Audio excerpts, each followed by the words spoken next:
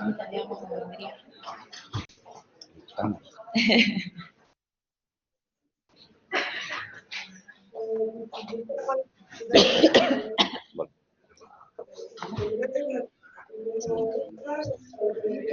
Hola, buenos días a todos. Bienvenidos a la sesión general que hoy le toca al Servicio de Nefrología. Y bueno, vamos a exponer ahora a continuación los compañeros Alberto y Elena nos van a exponer un tema que yo creo que es de interés común y que está más frecuente de lo que parece en nuestro medio y que, bueno, yo creo que no está mal pues pegar un pequeño repaso a ello, ¿vale? Así que, sin más dilación, le doy paso a los locubas. Venga.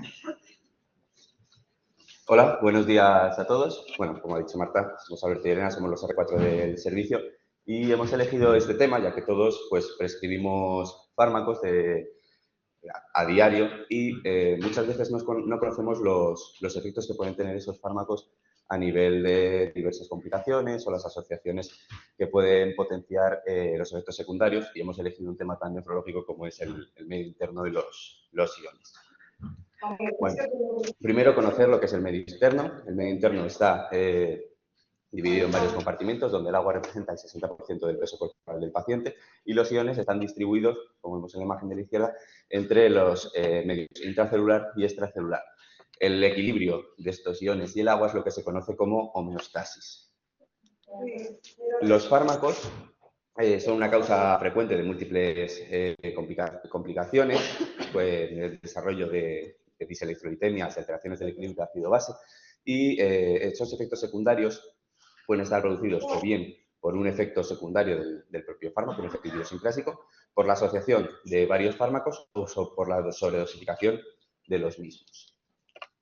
Dada la alta prevalencia que tiene este problema, hay varios estudios, varias series, donde hemos recogido esta del 2013 de Países Bajos, donde se habla, donde describen que un 15% de lo, que al menos que el 15% de la población no hospitalizada presenta al menos un trastorno hidroelectrolítico en relación con fármacos y asociado con las diferentes comorbilidades, edad y sexo.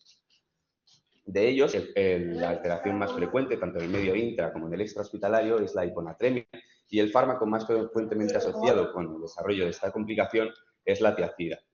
Y sobre todo, cuando se usa en combinación con benzodiazepinas, que salió estadísticamente significativo.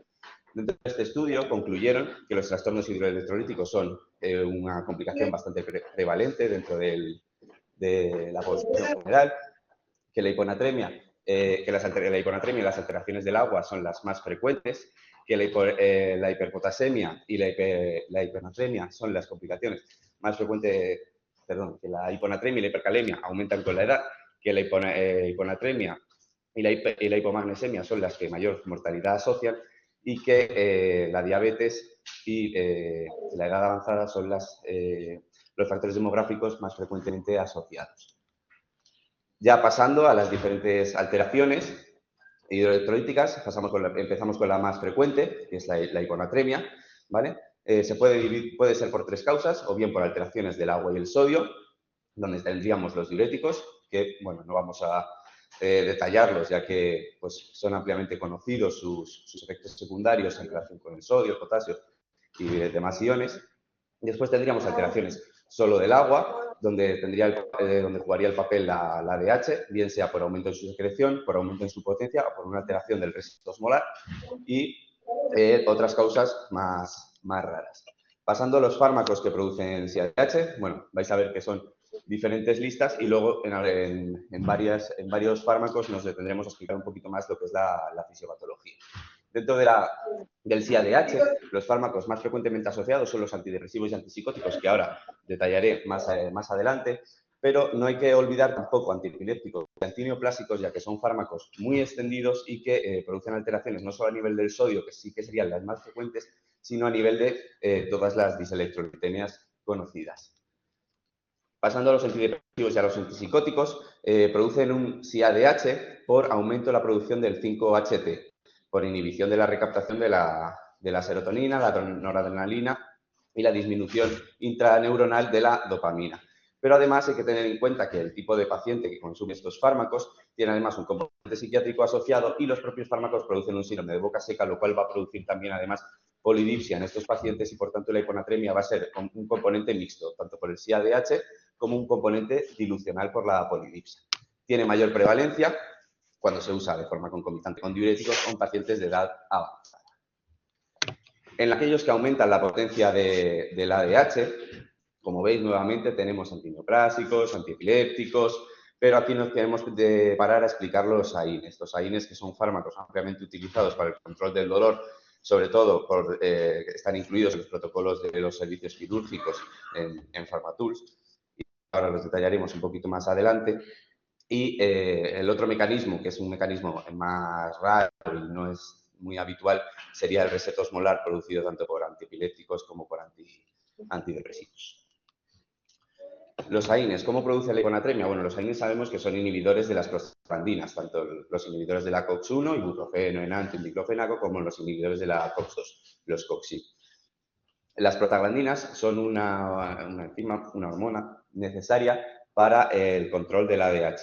Inhiben la acción del ADH, por tanto, la inhibición de las propias prostaglandinas va a hacer que ese ADH sea mucho más potente. Además, los AINES no solo están implicados en la inhibición de las prostaglandinas, no solo está implicado en este efecto, sino que también van a estar relacionados directamente con el filtrado glomerular y el bloqueo del sistema renina-angiotensina. Esta complicación de hiponatremia por AINES, que no es muy frecuente, pero sí que hay que tenerla en cuenta, va a darse de forma más habitual en aquellas situaciones de hipovolemia, tanto real como efectiva, como en pacientes con enfermedad renal crónica. Por último, las causas más raras de hiponatremia. Es una lista bastante larga, son muy extrañas, pero sí que quiero destacar dos, donde son la oxitocina, que se usa habitualmente en el servicio de ginecología para inducción de partos, abortos y demás. Sabemos que la oxitocina, al igual que la hormona antidiurética, se produce en la neurohipófisis y por tanto puede tener un efecto sinérgico o biosimilar con la ADH cuando se administra a dosis elevadas. Otro fármaco que podemos ver no tanto en la planta, sino en los servicios de urgencias, serían las anfetaminas. Las anfetaminas consumidas por población joven, generalmente en un ámbito de fiesta, alcohol, otras drogas, van a producir un efecto mixto de hiponatremia. Por un lado, van a producir un SIADH, van a producir hipertermia con sudoración profusa, lo que va a llevar a una deshidratación y también van a tener un efecto dilucional por la polidipsia que van a producir. El efecto es muy parecido, es un combinado entre lo que serían los antidepresivos y los antipsicóticos, aumentando el 5-HT y además también la propia anfetamina va a ser un propio estimulante de la señal neuronal a nivel hipocampo hipotálamo que va a producir el aumento de la secreción de ADH. Esto además se suele mezclar con bebidas energizantes y lo que hay en los diferentes estudios es que aquellos pacientes que consumen bebidas isotónicas como puede ser el Aquarius, pues están prevenidos, así que si os da por probarlas, hacerlo mejor con Aquarius, no con el Monster. Ya pasando al otro gran bloque, que sería la acidosis metabólica, hay 5 mecanismos, de los cuales van a ser 3 los más importantes. El primero de ellos serían aquellos fármacos que producen acidosis tubular tipo 4, que es clásica del colesterolismo hiporreninémico, que clásicamente está asociado con el paciente diabético, pero que los diversos bloqueantes del eje, que luego desarrollaremos más adelante cuando Elena hable de la hiperpotasemia, pues quedará un poquito más claro por qué lo producen. Dentro de la acidosis tubular distal, la tipo 1, quiero destacar el litio, el fármaco utilizado por psiquiatras, fundamentalmente, y casi exclusivamente, donde ese litio lo que va a producir es, por un lado, el bloqueo de la aldosterona a nivel del túbulo distal y colector, lo que va a inhibir la reabsorción de sodio y va a inhibir, por tanto, la secreción a nivel tubular de potasio y hidrogeniones, lo cual va a llevar a la acidosis metabólica y a la hiperpotasemia. Y también, bueno, ya que estamos aquí, hablamos del mecanismo conocido del litio, de la diabetes insípida nefrogénica, que nos llevaría a una hipernatremia, bloqueando el propio litio las acuaporinas 2 y 4, que van a ser los canales fundamentales donde se va a unir la ADH, bloqueando así su acción. Luego, el tercer mecanismo por el cual se produce acidosis metabólica sería por el aumento de ácidos endógenos. Esos ácidos endógenos quiero destacar dos, por un lado el ácido láctico y por otro lado los cuerpos cetónicos. Con respecto a la lactacidosis, sabemos que existen tres tipos de lactacidosis. La tipo A, relacionada con hipoperfusión en situaciones de shock séptico, cardiogénico, distributivo. La tipo B, que sería la relacionada con fármacos, que vamos a contar ahora. Y la tipo D, que sería la relacionada con, sobre todo, problemas gastrointestinales, síndrome de rehabilitación, intestino corto, enfermedad inflamatoria intestinal y también fármacos como la niacina pueden producirla. Pasando a la acidosis láctica tipo B, aquí destacar sobre todo el papel de la metformina, que es un antidiabético que es el primer antidiabético de elección aún en las guías, a pesar de las nuevas recomendaciones. Y lo vemos como una complicación bastante frecuente, incluso necesitando en la mayoría de los pacientes hemodiálisis urgente. La metformina, por un lado, va a estimular la anaerobiosis, impidiendo que el piruvato se integre dentro del ciclo de Krebs y su transformación en lactato. Otros fármacos relacionados que pueden producir la acidosis láctica por un mecanismo bastante similar, todo relacionado con el ciclo de Krebs, van a ser, por ejemplo, los inhibidores de la transcriptasa inversa, para el VIH, que además también van a impedir la integración de los ácidos grasos en este sistema, y el linezolid y el propofol, que, pues, el mismo mecanismo, impide la integración de piruvato en el propio ciclo de Krebs. El otro tipo de acidosis que quería hablaros es la acumulación de cuerpos cetónicos, ya que ahora está tan de moda con la aparición de los nuevos fármacos o el uso más amplio, más extendido de los fármacos y SGLT2, ¿vale?, que van a producir una cetoacidosis euglucémica. Estos fármacos, por la glucosuria, van a disminuir la reabsorción de sodio, van a aumentar el glucagón, van a producir una reabsorción tubular de todo, fundamentalmente, además, lo que nos interesa, los cuerpos cetónicos, y, por tanto, el paciente se va a presentar con unas glucemias normales o no muy altas, y los cuerpos cetónicos, que generalmente los medimos en orina, pueden ser negativos. Por tanto, no tenemos que quedarnos tranquilos ante una acidosis metabólica con un aminoCAP aumentado que presente unos cuerpos cetónicos en orina negativos. La clínica, además, que van a presentar estos pacientes va a ser muy inespecífica.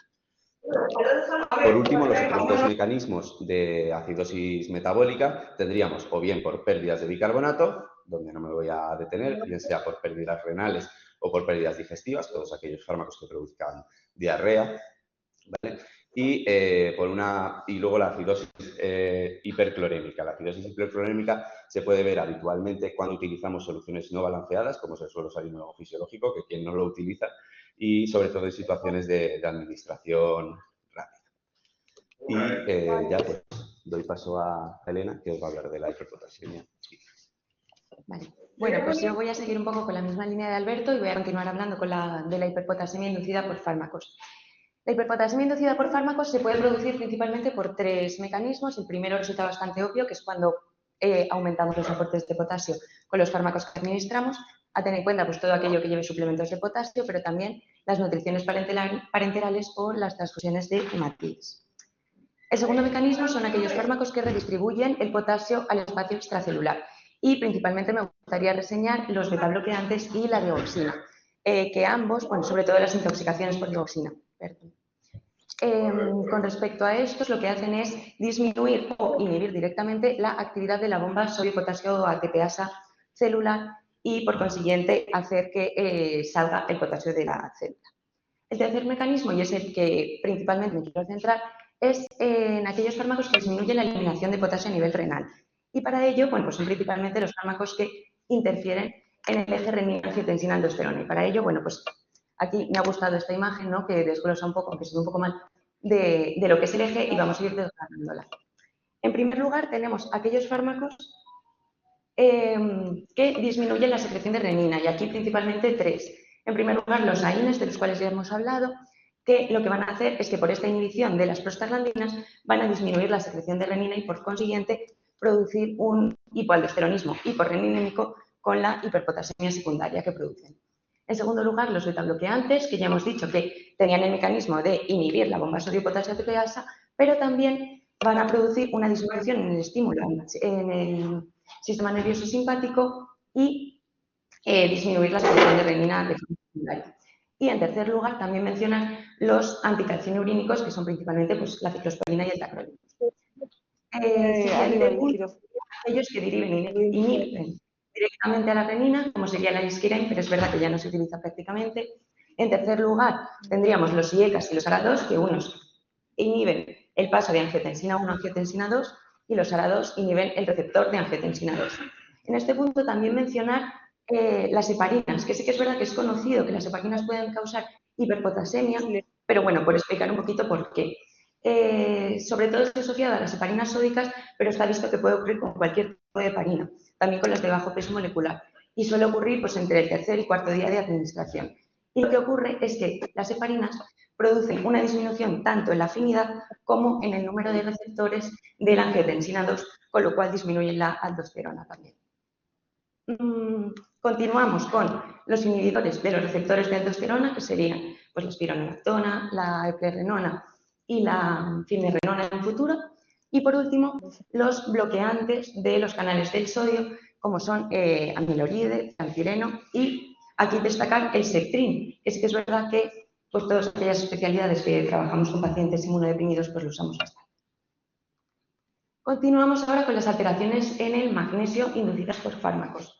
El magnesio, al igual que ocurre con el potasio, es un ion intracelular y su regulación pues, se va a ver influida por la ingesta de magnesio, pero también el paso intra y extracelular y a nivel intestinal y renal. Al contrario que ocurre con otros iones, el magnesio no tiene un sistema hormonal que lo regule y se va a filtrar a través del riñón y se va a absorber en distintas partes de los túbulos. Se va a absorber a nivel del túbulo contorneado proximal en torno a un 15-20%, en la rama ascendente de la asta de Henle en torno a un 65-70% y en ambas porciones se va a hacer vía paracelular. Vale. Y luego hablaros también de que existen dos receptores o dos canales específicos del magnesio, que son el TRMP6 y TRMP7. El TRMP6 está presente tanto en el intestino como en los túbulos, como en los vasos sanguíneos, y el TRMP7 únicamente en el intestino. Y entonces, a nivel del túbulo contaminado proximal, la absorción de magnesio va a ser transcelular a través de este transportador. Entonces, los fármacos que producen hipomagnesemia pues van a ser por 4 mecanismos. El primer mecanismo es aquellos fármacos que redistribuyen el magnesio dentro de la célula, que van a ser los mismos que causan hipopotasemia, que son de sobra conocidos, la insulina, salbutamol, el carbonato, etc. El segundo mecanismo son aquellos fármacos que promueven las pérdidas gastrointestinales. Estos van a ser todos aquellos fármacos que producen diarrea, pero también aquí me gustaría hacer una especial mención a los IBPs. Los IBPs, que bueno, pues son fármacos que utilizamos prácticamente a diario en nuestra práctica clínica diaria, producen hipomagnesemia porque para la absorción del magnesio a nivel intestinal se necesita o se ve favorecida por un medio ácido. Entonces, estos fármacos, como inhiben, bloquean los protones, van a producir un medio alcalino, con lo cual se va a dificultar más. Y además, secundariamente, van a producir un bloqueo de estos canales de los que venimos hablando, el TRMP6 y TRMP7 a nivel intestinal. Vale. El tercer mecanismo por el cual podemos tener una hipopotasemia inducida por fármacos va a ser por un aumento de las pérdidas o de la excreción de magnesio a nivel urinario. Aquí destacar pues, antibióticos como, por ejemplo, los aminoglucósidos, diuréticos, tiacidas y diuréticos de asa, pero también algunos antineoplásicos como los platinos y algunos monoclonales que pueden producir toxicidad a nivel del túbulo distal y algunos platinos también producir necrosis a nivel del túbulo proximal. Y los inhibidores tanto de la calcinurina como del mTOR, los del mTOR producen hipomagnesiemias algo menos severas, pero en los inhibidores de la calcinurina también producen toxicidad a nivel del túbulo distal y pueden inhibir estos transportadores de los cuales os vengo hablando. Y bueno, pues para nosotros sí que es importante porque casi todos nuestros trasplantados van con tacrolimus y casi todos tienen un potasio fuera de su sitio y tenemos que suplementar. Y por último, potasio, magnesio. Y por último, los que favorecen la redistribución ósea, que serían los bifosfonatos de denosumab, pues que introducen el magnesio dentro del hueso. Aprovechar también aquí para decir, ahora que estamos hablando del magnesio, que ante situaciones de hipopotasemia o hipocalcemia, siempre tenemos que fijarnos en el magnesio. ¿Por qué? Porque este magnesio va a estar directamente relacionado con la regulación de los otros dos iones. Entonces, ante una situación de hipomagnesemia, ya no solo a nivel extracelular, sino también intracelular, va a producir un aumento en la secreción de potasio, va a aumentar la caliuresis y por consiguiente va a producir hipopotasemia y viceversa. Y también a nivel del calcio, el magnesio o una hipomagnesemia lo que va a hacer es disminuir la secreción de PTH o incluso aumentar la resistencia de la acción de la PTH en el hueso. Entonces sí que es verdad que, bueno, pues por los riesgos arritmogénicos que puede tener una hipopotasemia, tenemos que tenerlo en cuenta. Continuamos con las alteraciones del calcio. Sabemos que el calcio sérico corresponde al 1% de todo el calcio corporal total y el otro 99% es el calcio que se almacena en los huesos. Entonces, la regulación del calcio va a estar influenciada por principalmente 3 sistemas, que va a ser el hueso, el intestino y a nivel renal. Y va a estar influido también por la paratormona, la PTH, y por la vitamina D en su forma activa. Entonces, los fármacos que nos van a producir alteraciones en el calcio van a ser todos aquellos que influyen sobre a estos niveles. Cabe mencionar que existe un receptor sensor del calcio que lo que va a hacer es pues sensar la cantidad de calcio que tenemos a nivel sérico y de esa forma estimular o disminuir la producción de PTH. Por ejemplo, si tenemos unos niveles bajos de calcio en sangre, lo que va a hacer es, lo vamos a detectar a través de este receptor, va a estimular la PTH y la PTH lo que va a hacer es aumentar la resorción ósea a través de los osteoclastos sacando calcio del hueso, pero también va a estimular la vitamina D y también, con lo cual vamos a favorecer la absorción intestinal de calcio y, por último, va a disminuir la calciuria, la eliminación renal del calcio. Entonces, ¿qué fármacos nos pueden producir alteraciones en el calcio? Pues hipocalcemia, pues tendríamos los calcimiméticos, que son análogos del calcio, con lo cual van a producir un estímulo en este sensor, disminuyendo la secreción de PTH. También algunos antipilépticos, la fenitoína, el fenobarbital y la carbamazepina, lo que hacen es que son inductores enzimáticos. Entonces, lo que van a hacer es degradar las formas activas de la vitamina D y lo que van a hacer es degradar a sus formas inactivas, con lo cual se va a dificultar la absorción del calcio a nivel intestinal. También tenemos los diuréticos, la furosemida y las tiacidas. La furosemida, que actúa a nivel de la sal Henle, lo que va a hacer es aumentar la excreción renal de calcio y, por consiguiente, producir hipocalcemia y todo lo contrario ocurre con las tiacidas, que actúan a nivel del túbulo contorneado distal y que lo que van a hacer es disminuir la calciuria y aumentar el calcio en sangre. También, bueno, pues comentar los glucocorticoides, que también disminuyen la excreción renal de calcio y dificultan la absorción a nivel intestinal, o los inhibidores de la resorción ósea por lo mismo, porque impiden esa salida de calcio del hueso.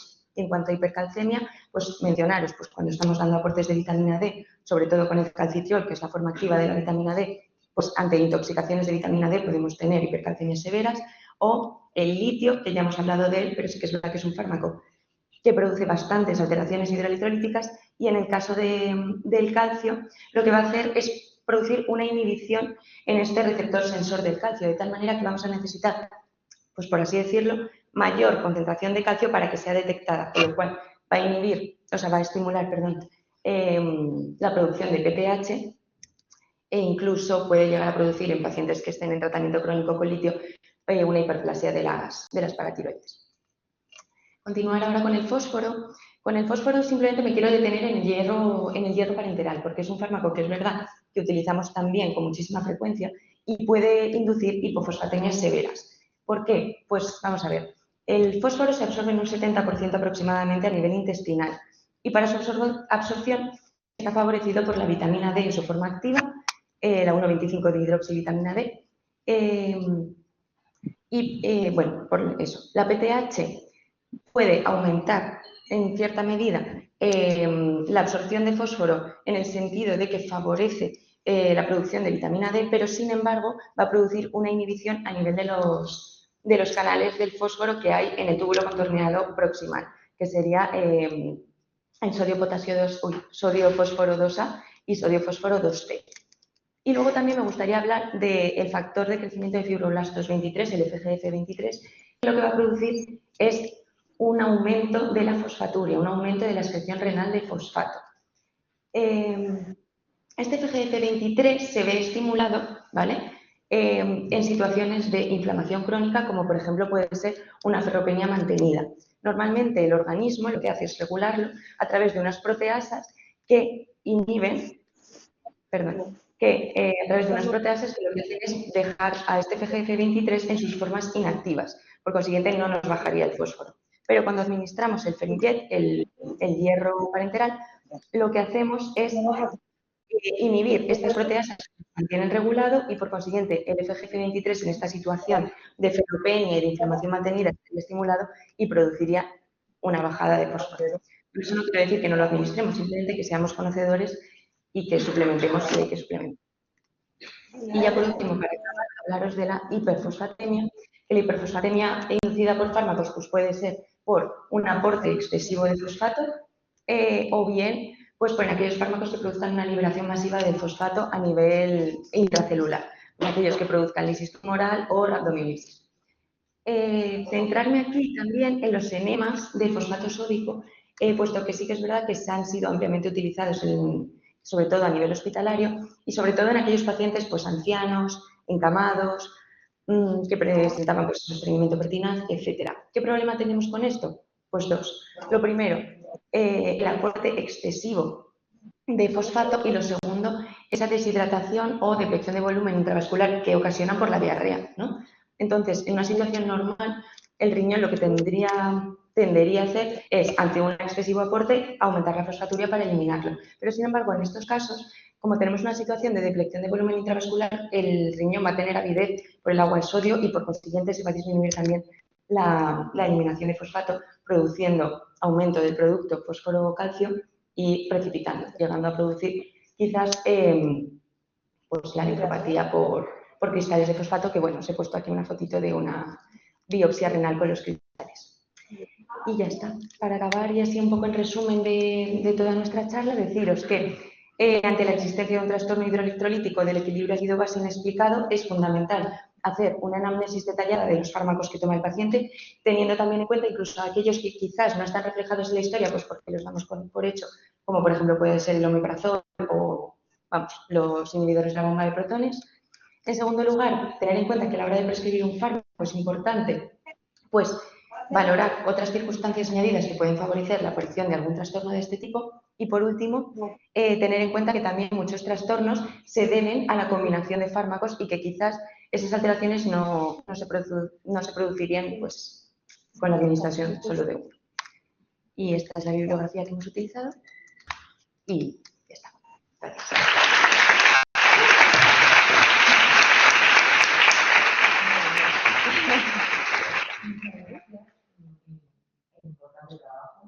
Y ahora quería comentaros que si tenéis alguna pregunta en este momento, alguna duda, a vuestra disposición.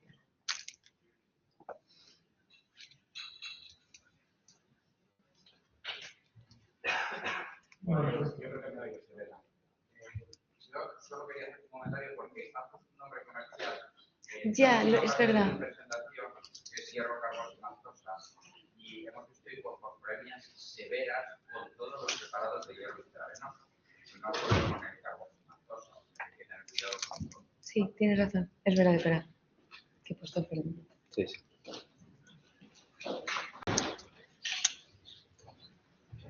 Bueno, pues si no hay ninguna pregunta, muchas gracias a todos. Hasta la semana que viene. Estás bien.